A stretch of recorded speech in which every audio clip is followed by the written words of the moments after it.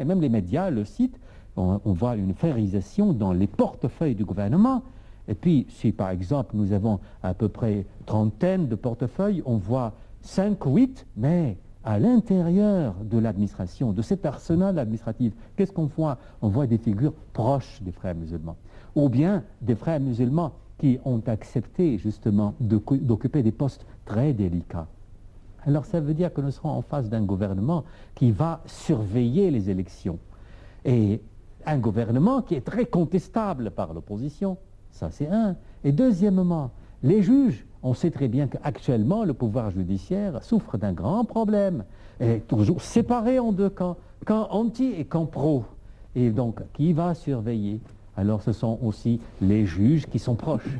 Donc, voyez, ça, c'est la situation en général. Et c'est pour cela que les salafistes ont choisi justement de s'allier avec l'opposition. Mais la seule ligne, la ligne commune qui les réunit avec l'opposition, c'est qu'ils ne sont pas d'accord sur le fait que les frères musulmans prennent une grande part du gâteau.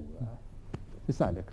Docteur Hicham, je vais vous poser la même question que Docteur Assam vient de poser, c'est que est-ce que l'opposition a commis une erreur de ne pas participer au dialogue et de boycotter les législatives, ou bien ils ont un point positif dans la rue maintenant, ou bien un soutien de la rue? Il y a deux points de vue qui s'affrontent là-dessus, y compris au sein de l'opposition elle-même. Ceux qui sont pour ou contre la participation au dialogue et la participation aux élections. Bon, je prends la position qui est déjà... Je commence par ça. Ils boycottent. Bon, ils boycottent le dialogue et les élections. Le risque, et l'avantage, le risque, c'est que vous vous écartez complètement de la scène. Vous risquez d'avoir des élections dans 3 mois, fin avril, et vous soyez complètement éliminé. Donc il n'y aura plus d'opposition, il y aura une raz-de-marée, frères musulmans, islamistes, n'importe, et qui continue sur son chemin, comme il l'avait fait. C'est un peu leur logique dès le départ. On fait la constitution, on l'impose, et ça passe. Et on passe à l'étape suivante, les élections, et on gagne, et ça passe, et ainsi de suite. Et puis les protestateurs, ils peuvent continuer à protester. Bon, ça devrait continuer, même malgré la violence et tout ça, mais on continue. Il y a un rouleau compresseur qui est en marche, et que rien ne peut l'arrêter. Donc ils risquent d'être complètement éliminés, et être complètement en dehors de la scène. L'avantage, c'est que quand ils participent, ils sont là, ils peuvent protester, ils peuvent, à l'intérieur de l'Assemblée, enfin la Chambre des représentants, et à l'intérieur du dialogue, dénoncer, mettre un peu à nu les arguments, contester les arguments des autres, éventuellement obtenir un certain nombre de concessions, éventuellement, s'ils peuvent l'obtenir, ou bien montrer devant l'opinion publique que voilà l'erreur dans laquelle se trouve, ou la véracité et le bien fondé de leur idée, ou les erreurs dans lesquelles se trouve l'autre camp adverse. Donc il y a un pour et du contre dans les deux. Si vous participez, donc vous avez une possibilité de changer les choses de l'intérieur, mais vous risquez bien sûr également de ne pas pouvoir appliquer ce que vous voulez, puisque les autres sont majoritaires, donc vous pouvez participer au dialogue, mais puisqu'il y a une majorité de l'autre camp, donc, et s'ils prennent les voix, normalement vous seriez toujours en minorité, vous ne pouvez pas passer votre point de vue, mais vous conférez une certaine légitimité. L'idée de l'opposition, c'est de ne pas donner, le fait de boycotter, c'est de doter la légitimité au dialogue et aux élections. Quand vous ne participez pas au dialogue, le dialogue est formé d'une seule couleur que les islamistes, ou proches des islamistes, ou proches des frères musulmans, vous lui enlevez un petit peu une grande part de légitimité. Qu'est-ce que ça change? C'est-à-dire, qu'est-ce que ça peut aider à l'opposition s'il n'y a pas vraiment la légitimité pour... C'est la légitimité devant qui, en plus? Oui, la légitimité devant l'opinion publique intérieure, c'est que il y a une bonne partie des représentants de l'opinion publique, finalement, qui ont été exclus, qui n'ont pas participé parce que le minimum nécessaire n'est pas là, et qu'il n'y ait pas un dénominateur commun sur lequel et montrer aussi que l'autre camp ne veut pas faire des concessions. Donc, les mettre dans l'erreur, enfin un petit peu, mettre un peu dos au mur, enfin mettre dans l'embarras. Alors que son discours de départ, c'est un discours normalement consensuel, etc. Je parle de la majorité. Mais en réalité, ce discours consensuel, on ne le trouve pas en fait, ne se traduit pas par des faits concrets. Ça affaiblit, je veux dire, affaiblit la position de la majorité et enlève une partie de sa légitimité du dialogue, mais aussi, surtout, les élections. Si vous avez une élection où il y a une bonne partie qui boycotte, bien sûr, elle est entachée un petit peu quand même de manque de légitimité. C'est sûr. Mais si vous participiez, ça y est, vous avez participé, et on a obtenu la majorité, donc vous n'avez rien à dire. Oui. Mais un boycott, ça veut dire qu'il y a un problème. Et ça peut générer des pressions de l'opinion publique intérieure, donc ça peut également, bien sûr, encourager des protestations de rue, etc., plusieurs formes de protestation. Et aussi, ça peut créer, sûrement, ça va créer également des pressions du monde extérieur, de l'étranger.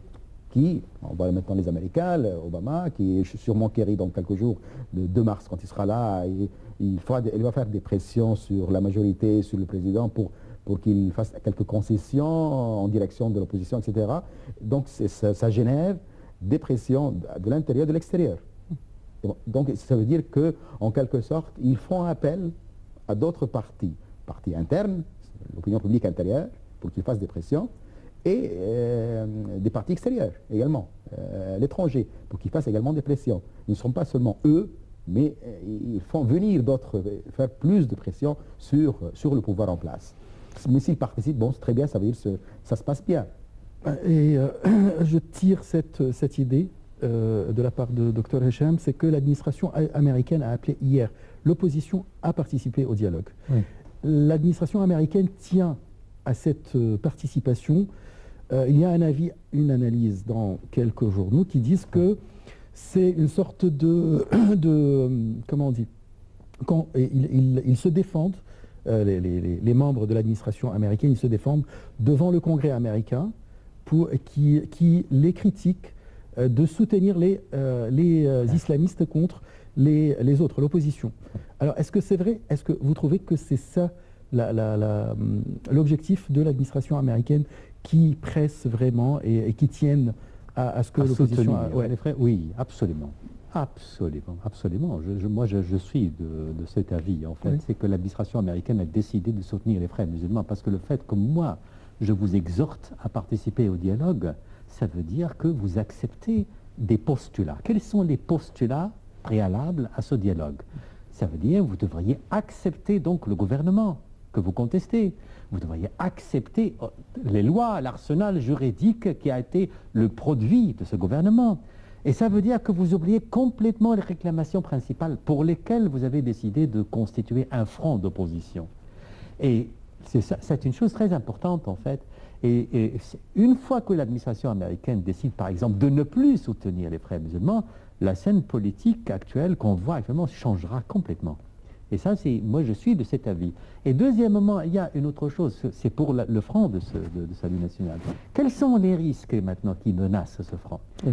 Maintenant, nous avons une grande partie de la jeunesse qui faisait déjà partie de ce front. Elle commence à se détacher, à se séparer. Pourquoi? Parce qu'il n'est plus convaincu peut-être de leur stratégie. Et deuxièmement, vous savez, c'est que les moments en fait où ils se mettent d'accord ensemble sont rares. Par exemple, ils devaient se réunir ensemble pour adopter une politique, la politique du boycott. Mais avant-hier, ils étaient divergents sur quelle décision prendre. Et on ne sait jamais, peut-être demain, on verra une autre décision. Parce que vous allez voir peut-être que 2 ou 3 figures de l'opposition qui décideront, écoutez, nous n'allons pas leur laisser le terrain pour jouer. Troisièmement, et ça, à mon avis, c'est une chose très importante, ça c'est un grand risque. L'opposition risque maintenant, ou risquerait, d'être plus marginalisée qu'auparavant. Alors, elle devrait absolument développer sa stratégie pour aller au-devant de cette difficulté. C'est quoi? Ils ne vont pas participer, ils vont boycotter. Mais il ne suffit pas de boycotter. Il faut développer cette stratégie. Est-ce que vous êtes capable de réunir autour de vous toutes les forces politiques, toute l'opinion publique? Dr Hicham vient de mentionner un point très important. C'est justement, elle doit justement développer cette stratégie pour pouvoir, disons, arrêter la machine électorale. Parce que nous sommes en face d'une machine électorale extraordinaire mise en place par le gouvernement. C'est quoi? C'est une machine électorale dont le fonctionnement n'autorise qu'une seule possibilité. C'est la victoire électorale des frères. Étant donné que qui va surveiller le gouvernement, le pouvoir judiciaire, ça veut dire justement l'administration actuelle qui est le résultat ou le produit du gouvernement. Comment développer cette pression de la part de l'opposition, comme vous venez de dire? C'est-à-dire, est-ce qu'ils vont descendre dans la rue? Qu'est-ce qu'ils vont faire exactement? Bon, à bien votre sûr, avis? il y a plusieurs formes. Ce qu'on a vu, l'expérience qu'on a vue les quelques derniers mois, c'est que bon, ils préfèrent plutôt, enfin, c'est peut-être le moyen le plus simple, c'est vrai, de déclencher des manifestations de rue qui souvent dégénèrent. Bon, c'est peut-être pas de leur faute que ça dégénère, parce qu'il y a toujours des éléments qui penchent vers l'usage de la violence. Bon, il n'y a pas que